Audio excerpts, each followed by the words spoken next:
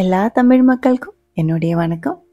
இன்றைக்கி நம்ம கேரளா சமையலில் ரொம்ப ஹெல்த்தியாக இருக்கிற டேஸ்டியாக இருக்கிற முருங்கைக்கீரை மோருகறி எப்படி செய்யலாம் தான் பார்க்க போகிறது. சாதம் கூட ஊற்றி சாப்பிடும்போது நல்ல டேஸ்டியாக இருக்கும். எப்படி பண்ணலான்னு பார்த்துட்டு வரலாம். அதுக்காக 1 கப் அளவுக்கு முருங்கைக்கீரை க்ளீன் பண்ணி எடுத்து வச்சுருக்கு. இது கூடவே 1.5 கப் அளவுக்கு கட்டியாக இருக்கிற மீடியம் புளிப்பாக இருக்கிற தயிர் எடுத்து வச்சுருக்கு. 4 பேருக்கு சாப்பிட்றதுக்கான அளவுக்கு தான் இன்றைக்கி நம்ம மோருகறி செய்ய போகிறது. ஒரு கடாய்க்குள்ளே 1 டேபிள் ஸ்பூன் அளவுக்கு நெய் எடுத்துருக்கு. நெய்யில் செய்யும்போது தான் நல்ல டேஸ்ட்டாக இருக்கிறது. நெய் இல்லை அப்படின்னா மட்டும் தேங்காய் எண்ணெய் எடுத்துக்கோங்க, அதுதான் நல்லாயிருக்கும். நெய் கொஞ்சம் சூடானதுக்கப்புறம் முருங்கைக்கீரை அதுக்குள்ளே போட்டு லோ ஃப்ளேமில் நல்லா வதக்கிக்கோங்க. ரொம்ப ட்ரையாகி போகக்கூடாது. இதே மாதிரி அமங்கி வரும்போதே தீ ஆஃப் பண்ணிடுங்க.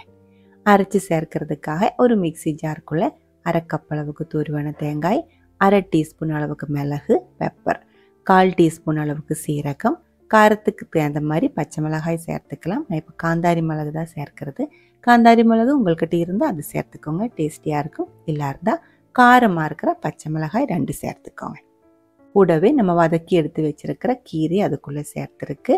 தேவையான அளவுக்கு உப்பு சேர்த்துக்கலாம். தயிர் ஃபுல்லாக ஊற்றும்போது உப்பு இன்னும் தேவைப்படுறதுக்கான சான்ஸ் இருக்குது. அப்போ செக் பண்ணிவிட்டு வேணுன்னா சேர்த்துக்கலாம். அரைக்கிறதுக்கு தண்ணி ஊற்றி வேணாலும் அரைச்சிக்கலாம். இதே மாதிரி நம்ம எடுத்து வச்சுருக்கிற தயிர்லேருந்து கொஞ்சம் தயிர் ஊற்றியும் அரைச்சிக்கலாம். தண்ணி ஊற்றாமல் தயிர் மட்டும் கலக்கி ஊற்றி இந்த மோருகறி செய்யும்போது டேஸ்ட் அதிகமாக இருக்கும். நான் இப்போ தண்ணி ஊற்றலை, கொஞ்சம் தயிர் ஊற்றி இதே மாதிரி நல்லா ஃபைனாக அரைச்சி எடுத்ததுக்கப்புறம் மிச்சம் இருக்கிற தயிர் ஃபுல்லாக அதுக்குள்ளே ஊற்றி நல்லா ஒரு டைம் பிளெண்ட் பண்ணி எடுத்துருக்கு. இதோட கன்சிஸ்டன்சி இப்போ பாருங்கள், இதே மாதிரி தான் இருக்குது. இதுக்குள்ளே இப்போ தண்ணி எதுவுமே ஊற்றலை, கரெக்டாக இருக்குது. நீங்கள் இதே மாதிரி செய்யும்போது கட்டியாக இருக்குது, இன்னும் கொஞ்சம் லூஸாக வேணும் அப்படின்னா மட்டும் கொஞ்சம் தண்ணி ஊற்றி கலக்கி எடுத்து வச்சுக்கோங்க. அதே கடாய்க்குள்ளே 1 டேபிள் ஸ்பூன் அளவுக்கு நெய் மறுபடியும் ஊற்றி இருக்குது. நெய் சூடானதுக்கப்புறம் 1 டீஸ்பூன் அளவுக்கு கடுகு, 1/4 டீஸ்பூன் அளவுக்கு வெந்தயம் கூடி போட்டு நல்லா பொரிச்சு எடுத்துருக்கு. அது கூடவே 2-3 வரமிளகாய், கொஞ்சமாக கருவேப்பிலை கூடி சேர்த்து வதக்கினதுக்கப்புறம் இது கூடவே 2 பிஞ்சு அளவுக்கு பெருங்காயத்தூள் கூடி சேர்த்துருக்கு. இந்த பெருங்காயத்தூள் போட்டு ஒரு டைம் நல்லா கலக்கி விட்டதுக்கப்புறம் நம்ம எடுத்து வச்சிருக்கிற மோர் அது அதுக்குள்ளே ஊற்றி நல்லா கலந்து விட்டுக்கோங்க. உப்பு எனக்கு இது கரெக்டாக இருக்குது நான் சேர்த்துருக்கிறது. உங்களுக்கு கம்மியாக இருக்குது அப்படின்னு இந்த டைமில் செக் பண்ணி மறுபடியும் சேர்த்து கலக்கி எடுத்துக்கலாம். மறுபடியும் இந்த மோர் ரொம்ப அதிகமாக சூடு பண்ண வேண்டியதில்லை, கொதிக்க விட வேண்டியதில்லை. ஒரு டைம் கலந்து விட்டதுக்கப்புறம் உடனே தீ ஆஃப் பண்ணிவிடுங்க.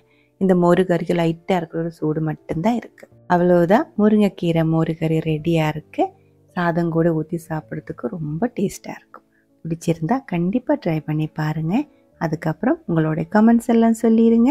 இந்த சமையல் பிடிக்கிற ஃப்ரெண்ட்ஸுக்கு மறக்காமல் ஷேர் பண்ணி விட்டுக்கோங்க. அடுத்த ஒரு வீடியோவில் உடனே பார்க்கலாம். அது வரைக்கும் வணக்கம்.